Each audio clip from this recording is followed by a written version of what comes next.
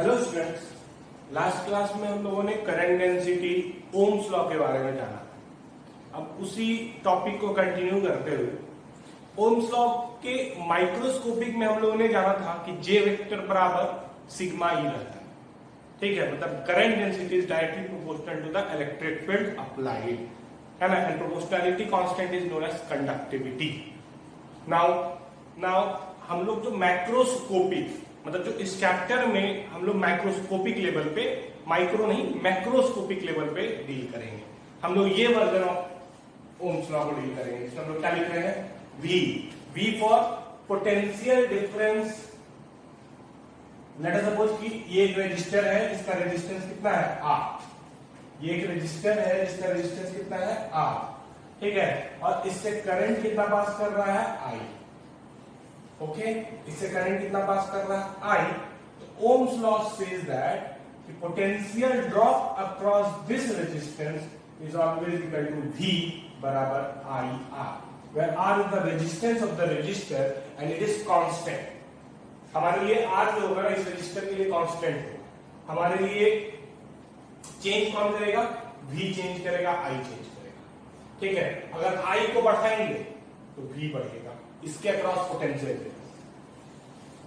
ठीक है, अब लॉजिक के हिसाब से समझना। मान लो मैं एक टर्मिनल, ये रजिस्टर है, इसके दो टर्मिनल हो गए, एक ये एक ये। इस टर्मिनल का नाम दे दिया A, इस टर्मिनल का नाम दे दिया B। ठीक, और मैंने बोला कि इस टर्मिनल का पोटेंशियल है VA और मैंने बोला कि इस टर्मिनल का पोटेंशियल है VB। ओम्स लॉ बोलता है ना BA माइनस BB, मतलब इन दोनों टर्मिनल का पोटेंशियल डिफरेंस जो होगा वो होगा IR, जिसको हम सिंपली V लिख रहे हैं। This is the meaning of potential difference.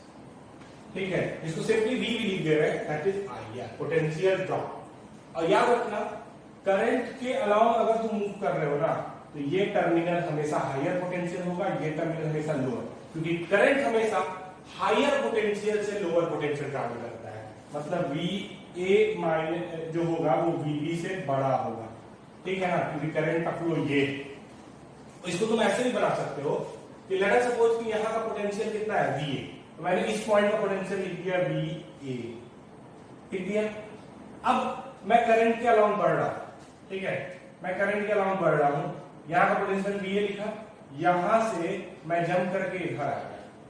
ठीक, तो मैं करंट के अलाउंस जंप किया है। तो ओम्स लॉ बोलता है कि अगर रजिस्टर से करंट I है और रेजिस्टेंस R है तो करंट के अलावा अगर तुम मूव करते हो तो इसका पोटेंशियल गिरता है, ड्रॉप करता है, डिक्रीज करता है। कितना? IR। तो हम लिखेंगे कितना, यहां से यहां आए तो इस पोजीशन पे आ गए, तो इस पोजीशन पे आने में कितना पोटेंशियल गिरा? Minus IR। VA से IR जो है वो ड्रॉप कर गया। अब जंप करके तुम किस पोजीशन पे पहुंच गए? इस पोजीशन पे। यहां का पोटेंशियल कितना है? तो ये तुमने लिखा है VB। ठीक है, इस VB को उधर ले आओगे तो VA माइनस VB जो है वो क्या हो जाएगा? IR हो जाएगा। ठीक है, VA माइनस VB जो होगा वो क्या हो जाएगा? IR हो जाएगा। समझ में आ रहा? तो this is simply Ohm's law. V is equal to IR, इसको हम पोटेंशियल ड्रॉप इज इक्वल। ठीक है, और ध्यान देना, जैसे मैं ये पॉइंट से लेके ये पॉइंट आ रहा हूं ना, तो इस किसी पूरे वायर को मैंने कहीं भी रेजिस्टेंस नहीं दिखाया। तो हम लोग वायर को ना, कंडक्टिंग वायर को आइडियल मान रहे हैं। मान लो ये एक पॉइंट है और ये एक पॉइंट है, A है और ये B है, और इस दोनों पॉइंट के बीच में एक भी रेजिस्टेंस नहीं है ना, तो इसका मतलब इस पूरे वायर में पोटेंशियल जो होगा वो सेम होगा। मतलब VA बराबर क्या होगा? VB होगा। पूरे वायर का पोटेंशियल क्या होगा? Same, because there is no register and Ohm's law के हिसाब से R जो है इस पूरे वायर का क्या है? 0। अब करंट इससे अगर पास भी कर रहा है, करंट अगर इससे पास भी कर रहा है तो R 0 होने के चलते IR भी 0 है। मतलब कि VA माइनस VB भी 0 है। इसका मतलब VA बराबर VB। तो ये चीज समझना है, जैसे यहां से लेके यहां तक का हर पॉइंट का पोटेंशियल VB होगा और यहां से लेके यहां तक का हर पॉइंट का पोटेंशियल VA होगा। यहां रेजिस्टेंस पास कर रहे हो तो इधर से इधर गए IR ड्रॉप करेगा, माइनस IR, और इधर से इधर जाओगे तो प्लस IR। ठीक है, कोई दिक्कत इसमें? तो ये कहानी है ओम्स। ठीक, अब अगर हम ग्राफ प्लॉट करें, ठीक है, ग्राफ प्लॉट करते हैं, एक्स एक्सिस पे आई लेते हैं, वाई एक्सिस पे वी लेते हैं, वी फॉर पोटेंशियल ड्रॉप, ठीक है, किसमें? वोल्ट में, और आई जो है वो एम्पियर में। ठीक, V is equal to I, potential drop across register, और आई का ग्राफ बनाओगे ना तो ऑरिजिन से पास करता हुआ स्ट्रेट लाइन बनेगा। ठीक है, ऑरिजिन से पास करता हुआ स्ट्रेट लाइन बनेगा। ऑरिजिन से पास करने का मतलब ये है कि when potential drop is zero, है ना, अक्रॉस रजिस्टर, अगर इस रजिस्टर के क्या ये टर्मिनल और ये टर्मिनल का पोटेंशियल ड्रॉप जीरो है, इसका मतलब इससे कोई करंट नहीं पास कर रहा है। हम अगर नॉर्मली ऐसे ले लेना, ये रजिस्टर है, ये पॉइंट ए है, ये पॉइंट बी है, लेकिन इस रजिस्टर से कोई करंट पास नहीं कर रहा है, तो तुम ये पूरे पॉइंट का पोटेंशियल क्या लिखोगे? यहां का लिख दो VA, यहां का लिख दो VB। ठीक, तो इसका VA यहां से यहां जाएंगे तो IR जो कि जीरो है, यहां पहुंच गए, इज इक्वल टू VB सीधी। तो अगर रजिस्टर के अक्रॉस कोई करंट नहीं होगा तो ये पॉइंट और ये पॉइंट का पोटेंशियल सेम होगा। रजिस्टर के अक्रॉस कोई करंट नहीं होगा तो ये पॉइंट और ये पॉइंट का पोटेंशियल सेम होगा। दिस इज द मीनिंग कि जीरो से क्रॉस होता है। ठीक, जैसे जैसे वोल्टेज बढ़ाएंगे, पोटेंशियल ड्रॉप बढ़ाएंगे, करंट बढ़ेगा। समझ गए इस चीज को? तो ये जो है ग्राफ बना, और इस ग्राफ को हम लोग बोलते हैं VI कैरेक्टरिस्टिक्स। VI कैरेक्टरिस्टिक्स समझ गए इस चीज? हाँ, ग्राफ है तो ग्राफ का सिग्निफिकेंस कौन बताता है? स्लोप। तो इस ग्राफ का जो स्लोप होगा, स्लोप का मतलब tan थीटा, वो कितने के बराबर होगा? R के बराबर। देख लो, potential difference divided by current क्या देगा? R देगा। तो इस फंक्शन का स्लोप क्या है? R। वैसे भी ये स्ट्रेट लाइन का इक्वेशन है, स्ट्रेट लाइन के इक्वेशन में v जो है वो y है, I जो है वो x है, R जो है वो m है, तो स्लोप क्या होगा? m होगा। m मतलब कि रेजिस्टेंस। यही अगर तुम ग्राफ बना दो I वर्सेस v का, तो इसका जो स्लोप होगा वो 1/r है। कई बार आपको क्वेश्चन मिलेगा कि ऐसा ग्राफ है, I और ये v है, और एक स्ट्रेट लाइन है जो हॉरिजॉन्टल एक्सिस से 30 डिग्री एंगल बना रहा है। तो बताओ, इस जिस वायर के लिए ये ग्राफ प्लॉट हुआ है उस वायर का रेजिस्टेंस कितना होगा? तो याद रखना, tan 30 इसका स्लोप होगा, और I वर्सेस v का ग्राफ है तो ये 1/r होगा। तो R बराबर होगा 1/tan 30, मतलब कि √3 ओम। कितना होगा? √3 ohm. This is the story. और अगर v वर्सेस I होता तो R बराबर tan 30 लिख देते हैं, सीधे सीधे। समझ गए इस चीज को? कोई दिक्कत इसमें नहीं? ठीक, रब करता हूं।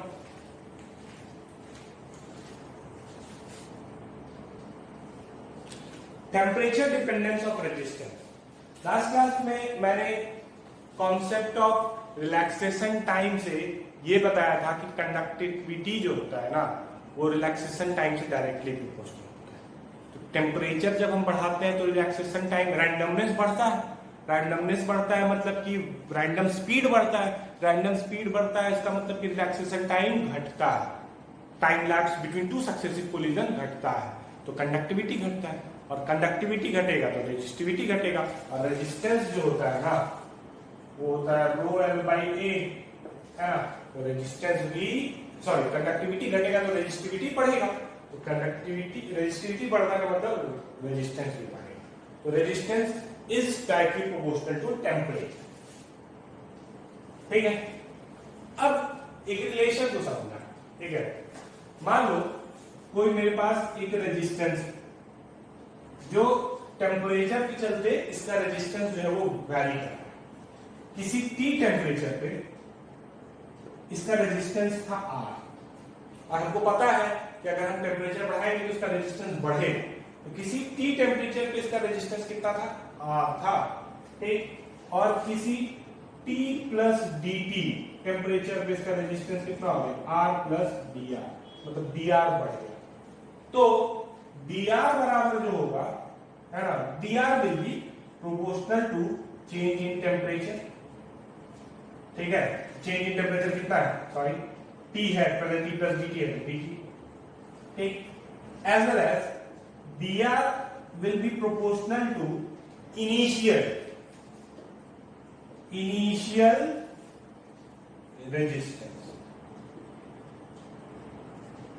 क्या होगा, इनिशियल रेजिस्टेंस, समझ गए इस चीज को। तो hence dr will be equal to alpha r alpha dt, ठीक है। r जो है वो इनिशियल रेजिस्टेंस है, देख लो। इनिशियल रेजिस्टेंस का मतलब क्या होगा, इनिशियल रेजिस्टेंस का मतलब क्या है, हमारा टेम्परेचर T से dt बढ़ा, हमारा रेजिस्टेंस R से R प्लस dr बढ़ा, तो इनिशियल रेजिस्टेंस क्या था, R था, बढ़ के कितना हो गया, R plus dr। This is initial. Always remember resistance at temperature T will be considered as, ठीक है, initial temperature. Okay, now R बराबर dr बराबर प्रोपोर्शनैलिटी साइन हटा के हम अल्फा लगा देंगे। व्हाट इज अल्फा, ठीक है, तो ये कहलाता है thermal coefficient for resistance, thermal coefficient for resistance. बात करते हैं unit of alpha. Unit of alpha, तो यूनिट ऑफ अल्फा के लिए हम लोग क्या लिखते हैं, फॉर्मूला मॉडिफाई करते हैं। तो अल्फा बराबर हम लिख सकते हैं 1/r इंटू dr/dt। बड़ा इंपॉर्टेंट फॉर्मूला है, इसको भी याद रखिएगा। अल्फा बराबर क्या होगा, 1/r dr/dt, where dr is the change in elemental change in temperature, elemental change in resistance and elemental change in temperature, this dt। Okay, हाँ आगे बढ़ते हैं। दिस इज अल्फा, तो देखो इसका यूनिट डिफाइन करना है, तो यूनिट डिफाइन करते हैं। dr का मतलब चेंज इन टेम्परेचर रेजिस्टेंस, इसका यूनिट होगा ओम। 1/r है इनिशियल रेजिस्टेंस, ये भी होगा ओम, और dt जो है वो टेम्परेचर। तो अल्फा का जो यूनिट होगा ना, change in temperature, in fact elemental change, तो अल्फा को तुम लिख सकते हो, है ना, माइनस डिग्री सेल्सियस, या फिर केल्विन माइनस है, या डिग्री सेल्सियस माइनस है, या फिर केल्विन माइनस, दोनों ही यूनिट्स हैं। क्यों, क्योंकि चेंज है, यहाँ पे चेंज है ना, तो चेंज इन टेम्परेचर तुम डिग्री सेल्सियस में अगर कैलकुलेट करो या एब्सोल्यूट स्केल में कैलकुलेट करो, बात तो वही है, ठीक है। तो चेंज इन टेम्परेचर में दो वही वैल्यू है अल्फा। ये किसी भी मटेरियल के लिए, जनरली हम लोग आइडियल मटेरियल के लिए कांस्टेंट मानते हैं,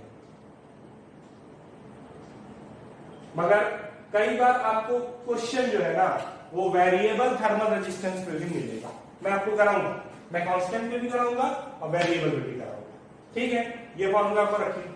अब सबसे पहले हम लोग फॉर्मूला, इस फॉर्मूला को याद रखना है, हम इस पे क्वेश्चन कराएंगे। अब हम बात कर रहे हैं ना कि जब अल्फा कांस्टेंट है, वी आर मतलब taking the case when alpha is constant, we are dealing with the when alpha is constant. Simply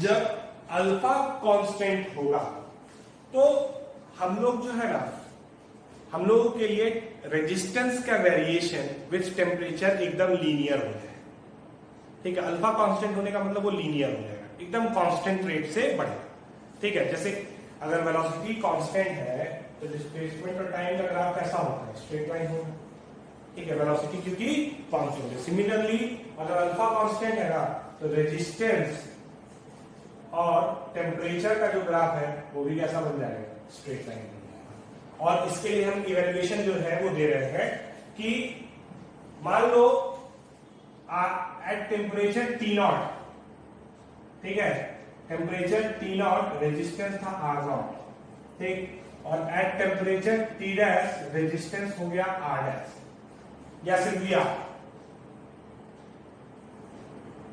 या T डैश रेजिस्टेंस हो गया R डैश, कोई दिक्कत नहीं, ठीक है। तो जो चेंज इन टेम्परेचर रेजिस्टेंस होगा that is R dash minus R, जिसको लिख रहे हैं हम लोग डेल्टा आर, ठीक है, इसको हम लोग क्या लिख रहे हैं delta R will be directly proportional to initial R naught as well as directly proportional to change in temperature T dash minus T naught, ठीक है, जिसको हम लोग लिख सकते हैं delta T. Hence delta R बराबर जो हो जाएगा वो हो जाएगा R naught alpha delta T. मतलब हम लोग के लिए कोई बड़ा चीज नहीं हुआ, ये वाला जो फॉर्मूला था डी आर बराबर आर अल्फा डी टी, इसको हम ऐसे लिख सकते हैं किसके लिए, for constant alpha D R will become delta, ठीक है ना। अगर अल्फा कांस्टेंट नहीं है तो ये बहुत छोटे एलिमेंट के लिए वैल्यू होता है, लेकिन अगर कांस्टेंट अल्फा हो गया तो बड़ा एलिमेंट भी अगर तुम ले रहे हो, बड़ा चेंज भी ले रहे हो तो वैल्यू डेल्टा आर बन गया। आर हम लोग लिख दे रहे हैं आर नॉट, क्योंकि यहाँ पे हमने डिफाइन किया आर नॉट, ठीक है, अल्फा इज अल्फा और डेल्टा टी हो गई, ठीक। अब डेल्टा आर कितना है, R dash minus R naught बराबर R naught alpha delta T ही रहने दो, ठीक है। आर डैश बराबर कितना हो जाएगा, R naught plus R naught alpha delta T, R naught को कॉमन ले लेंगे, R naught 1 plus alpha delta T का आंसर, ठीक है। तो अगर तुम्हारा टेम्परेचर चेंज किया है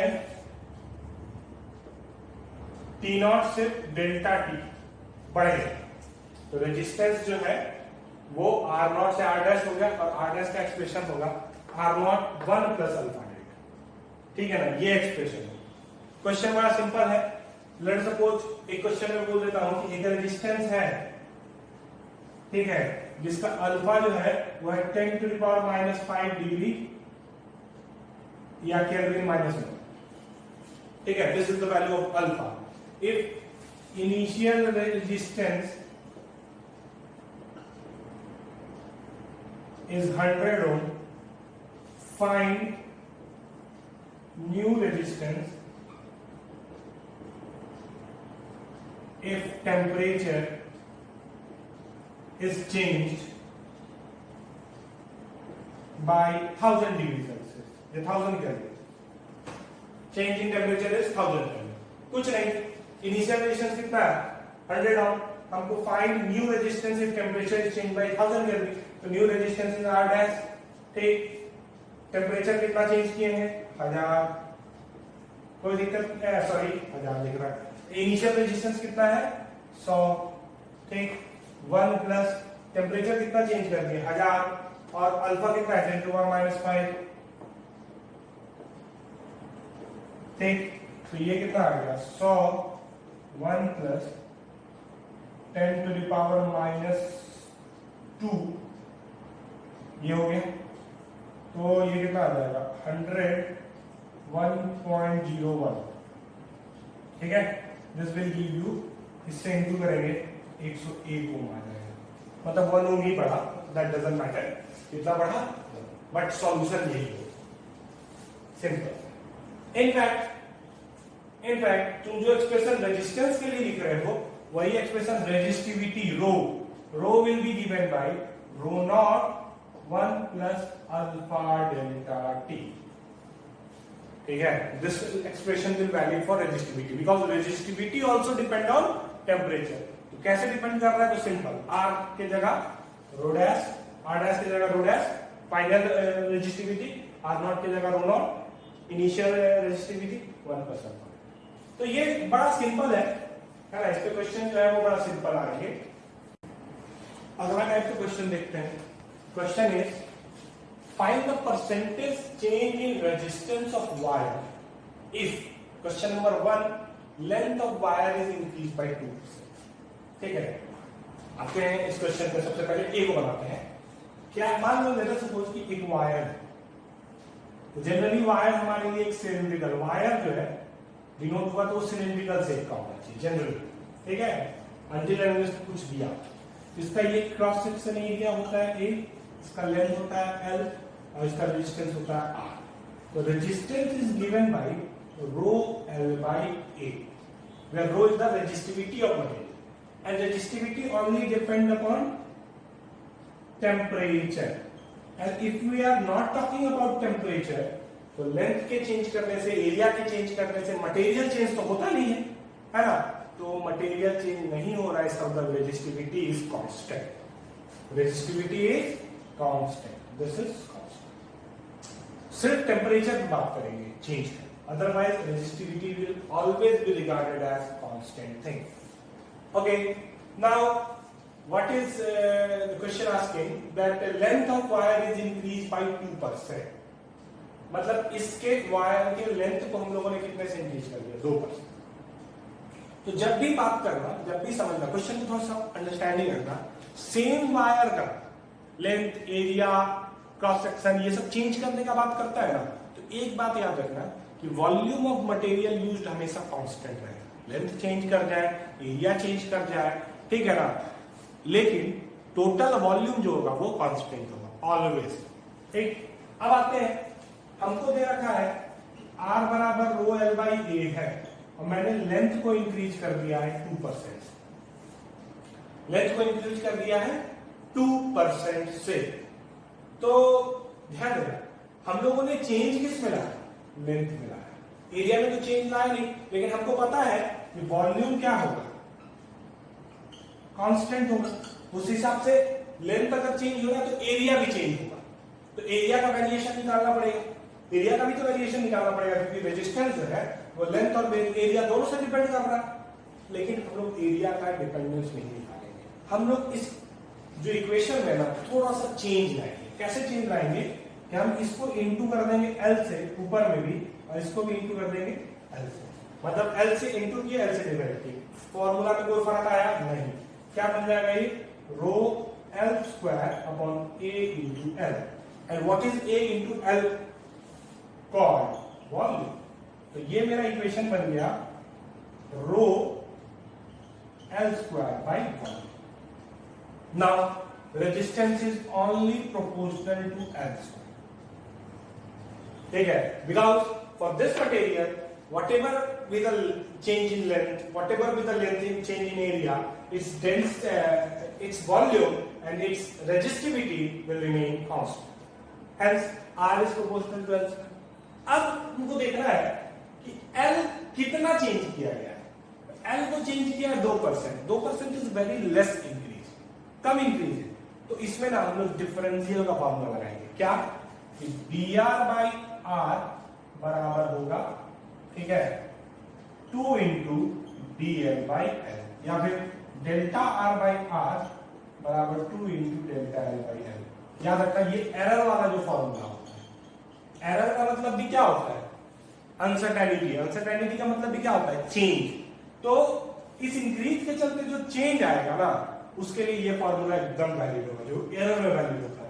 हम ऐसे पूछते कि अगर लेंथ में एरर 2% का है, लेंथ में अगर एरर का 2% है तो रेजिस्टेंस में कितना परसेंट होगा? तो तुम यही फॉर्मूला लगाते हैं, डेल्टा आर बाई आर बराबर 2 into delta L by L. ये एरर में हम लोगों ने पढ़ा है। तो वही चीज तो यहाँ भी है कि अगर लेंथ में चेंज कितना क्या है, इंक्रीज कितने का है? 2%, तो रेजिस्टेंस में इंक्रीज कितना है? तो ये फॉर्मूला लगेगा। सिंपल। परसेंटेज होता है delta L by L into 100। ठीक है, तो 100 इंटू कर दो, यहाँ भी 100 इंटू कर दो, तो delta L by L into 100 जो है वो 2% दे रखा है। तो delta R by R into 100 ये कितना आ जाएगा? 2 इंटू 2%, मतलब कि 4% का इंक्रीज। तो इस क्वेश्चन में हमको क्या लिखा? 4% ऑफ इंक्रीज। रेजिस्टेंस में 4% का increase.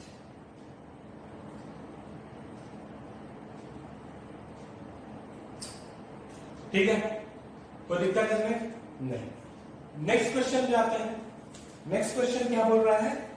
Area of cross section is increase by 2%। Same formula पे आते हैं, इधर मैं रब करता हूं। सेम फॉर्मूला क्या बोल रहा है कि एरिया, तो एरिया इंक्रीज कर रहा है ना, इसलिए इसमें क्या करूं? इंटू कर दी, इंटू कर दी। ठीक है, तो ये मेरा फॉर्मूला क्या बन गया? रो आर बराबर रो वॉल्यूम बाई एरिया। ठीक है, वॉल्यूम कांस्टेंट। तो R बराबर रो वी बाई ए स्क्वायर। फिर से ए को तुमने कितना इंक्रीज किया, 2%, ठीक है, तो रेजिस्टेंस होगा डेल्टा आर बाई आर बराबर माइनस लगा दो delta A by A. Minus sign क्यों इसलिए लगाएगा क्योंकि ये डिवीजन है, माइनस साइन, एरर में वो माइनस नहीं लगाते लेकिन इस केस में माइनस लगाएंगे, ठीक है, क्योंकि ये डिवीजन है। डिवीजन क्या बोलता है, एरिया बढ़ेगा तो रेजिस्टेंस घटेगा, एरिया घटेगा तो रेजिस्टेंस बढ़ेगा। तो ये अपोजिट सेंस को डिनोट कर रहा है, इसका इंक्रीज इसका डिक्रीज होगा और इसका डिक्रीज, सॉरी यहाँ पे तो 2 छूट गया, 2 into delta A by A, 2 square है ना, उसका 2 आ जाएगा, कोफिशिएंट बन जाता है। तो तुम इसको ऐसे भी लिख सकते हो, rho V A to the power minus 2, तो कोफिशिएंट बनाएंगे तो -2 कोफिशिएंट बनेगा, ठीक है। तो यहाँ पे माइनस साइन उल्टा नेचर का बता रहा है, बड़ा घटा घटा बड़ा, ठीक, कितना परसेंटेज, तो ये अगर 2% से इंक्रीज किया है तो delta R by R into 100 will become -2 into 2%, मतलब -4%। तो डिक्री 4% का डिक्रीज होगा।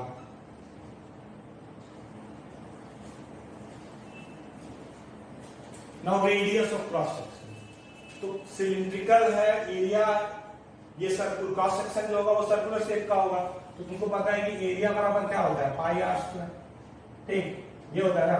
तो डेल्टा ए बाई ए जो होगा वो होगा 2 into delta R by R, यहाँ भी फॉर्मूला लग गया।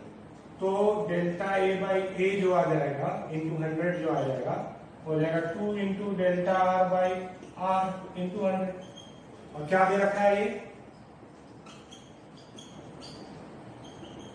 2 इंटू 2 मतलब 4%। तो यहां पे इस केस में delta A by A become area change become 4%। तो ध्यान देना रेजिस्टेंस क्या हो जाएगा उसका डबल, तो इस केस में आंसर हो जाएगा -8%, मतलब कि answer will be decrease in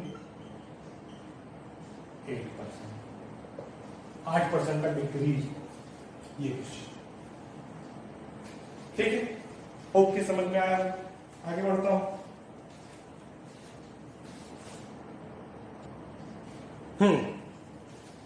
पिछला क्वेश्चन में मैंने length of the wire is increase by 2% बोला था, ठीक, तो जो फॉर्मूला जो लॉजिक हम लोगों ने लगाया था that logic is valid for only small change, मतलब टिल 5%, है ना, बड़ा चेंज के लिए वो वैलिड नहीं है। ये एरर में भी मैंने आपको ये बात बताई थी, एरर चैप्टर में, तो ये बड़े चेंज के लिए वैलिड नहीं।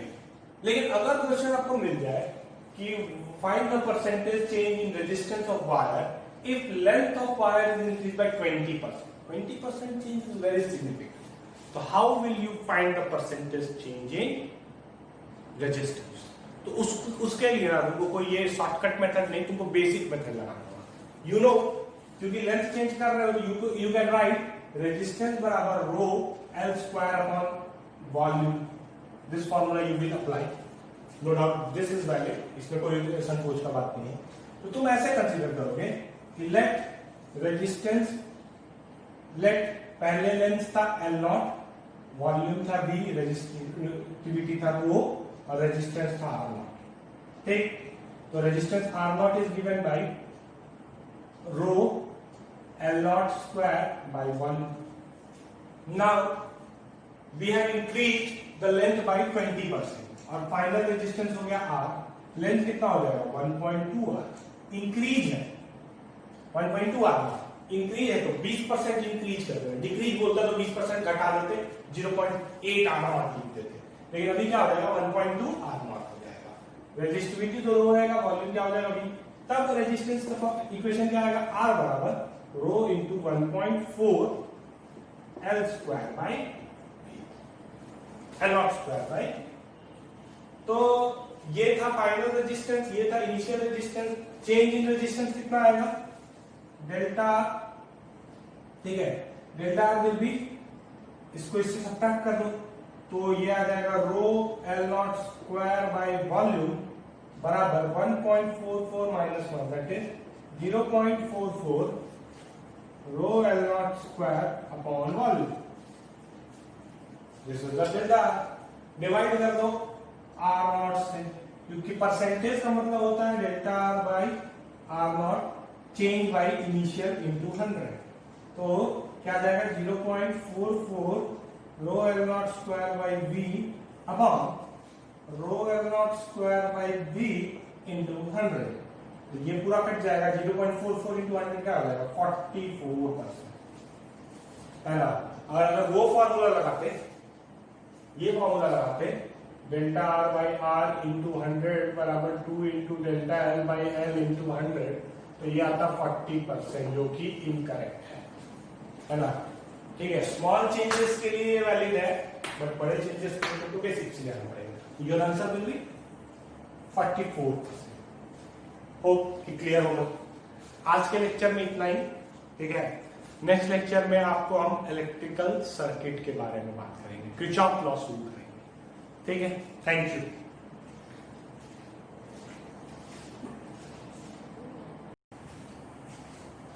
एक क्वेश्चन वेरिएबल अल्फा के लिए देखिए। जब अल्फा टेम्परेचर से वैरी कर रहा है तब हम लोग कैसे चीजों को डिराइव करते हैं। तो क्वेश्चन क्या है, if thermal coefficient alpha changes with temperature and is given by alpha is equal to 2t, ठीक है, where t is the temperature, ठीक है, एब्सोल्यूट स्केल का ही टेम्परेचर मानो।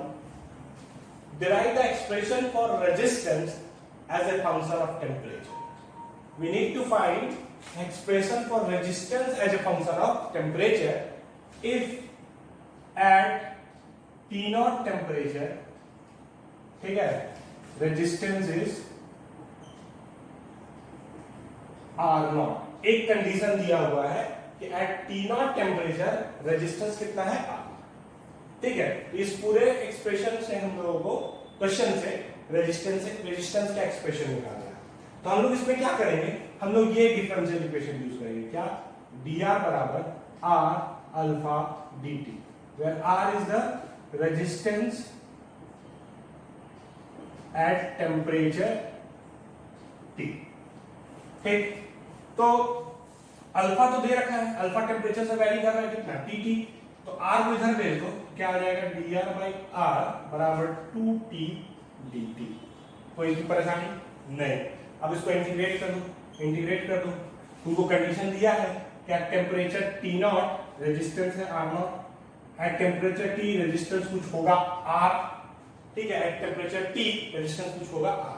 इसको इंटीग्रेट करेंगे तो आ जाएगा ln R, कहां से कहां तक, R0 से R, ठीक। इसको करेंगे तो आ जाएगा t स्क्वायर बाई 2, तो 2 कट जाएगा तो t स्क्वायर, कहां से कहां तक, T0 से T। लिमिट पुट कर देंगे तो यह आ जाएगा ln r बाई r0 बराबर t स्क्वायर माइनस t0। हम ln को उधर भेज देते हैं, तो r बाई r0 बराबर हो जाएगा e to the power t square minus t0 square, bracket कर लेते हैं, ठीक है। और r बराबर क्या हो जाएगा, r0 e to the power t square minus t0 square. समझ गए। Where r0 is the temperature resistance at temperature T0, ठीक है ना। ये फंक्शन में t की जगह T0 पुट करो तो T0 square minus T0 square कितना हो जाएगा 0, e टू द पावर 0 कितना हो जाएगा 1, r बराबर कितना हो जाएगा r0। एकदम सैटिस्फाइड इक्वेशन। तो this is the expression for resistance as a function of temperature. और ये कब आया, जब अल्फा बराबर कितना था 2t। और कैसे आया, तो दिस एक्सप्रेशन को यूज करके। अल्फा कांस्टेंट होगा तो हम लोग ये फॉर्मूला यूज करेंगे, r बराबर r0 1 plus alpha delta t, है ना। अदरवाइज अल्फा अगर वेरिएबल है तो इस डिफरेंशियल इक्वेशन को यूज करें। ये क्वेश्चन एक और तरीका से पूछा जा सकता था। क्या था वो तरीका, समझना। तरीका ये था कि अगर क्वेश्चन ऐसा पूछता कि if resistance varies as temperature, varies with temperature and given by R is equal to R0 e to the power t square minus t0 square, मतलब अब हम क्या बोल रहे हैं ना, ये वाला एक्सप्रेशन गिवन है, ठीक है, ये एक्सप्रेशन गिवन है और तुमसे बोल रहा है फाइंड टेम्परेचर कोफिशिएंट या थर्मल कोफिशिएंट अल्फा। अल्फा दिया था, ये फाइंड किया, अब उल्टा कर रहे हैं, ये दिया है, अल्फा फाइंड करना है। तो फिर से हमको इसी इक्वेशन का सहारा लेना पड़ेगा। क्या है भाई, dr बराबर alpha R D T. R क्या है, इधर ध्यान देना, आर क्या है, always remember R is the resistance at temperature T, no T, ये एक्सप्रेशन ही कहलाएगा आर, ठीक है, this is the value of R. R is the resistance at temperature T, ठीक। तो हमको अल्फा चाहिए, तो अल्फा क्या आ जाएगा, 1 by R D R by D T. Alpha क्या हो जाएगा, 1 by R D R by D T. ये एक्सप्रेशन तो हमेशा याद रखना, this is the expression for alpha when R is given, when R is given. अब आर क्या है भाई, आर क्या है, आर है R naught E to the power T square minus T naught square का, ठीक है। तो हमको आर तो पता है, हमको D R by D T का वैल्यू निकालना है, तो एक बार डिफरेंशिएट कर दो, कुछ नहीं, D R by D T R naught, E K E का डिफरेंशिएशन क्या होता है, जो होता है वही रह जाता है, E T square minus T naught square, लेकिन चेन रूल लगेगा, इसके ऊपर फंक्शन क्या है, T square minus T naught square, तो इसका डिफरेंशिएशन इनटू करेंगे, तो इसका डिफरेंशिएशन क्या होगा, इसका होगा 2t और ये एक पर्टिकुलर पॉइंट है तो ये हो गया 0, तो ये D R by D T हो गया। इसको डिवाइड कर दो 1 बाई आर से, तो डिवाइड कर दिए आर नॉट, ठीक है, 1 आर तो यही है ना, तो e to the power T square minus T naught square, R से मैंने डिवाइड कर दिया, 1 बाई आर से इनटू कर दिया, ठीक। तो ये कट गया, ये कट गया, 1 by R into D R by D T is equal to alpha बराबर क्या आ गया 2t। जहां से शुरू किए वहीं जाके खत्म हो गया, अल्फा बराबर 2t, ठीक है, कोई दिक्कत। आज के लेक्चर में इतना ही, आगे हम दूसरा लेक्चर में सर्किट के बारे में डिस्कस करेंगे, ठीक है, इलेक्ट्रिकल सर्किट के बारे में। Thank you.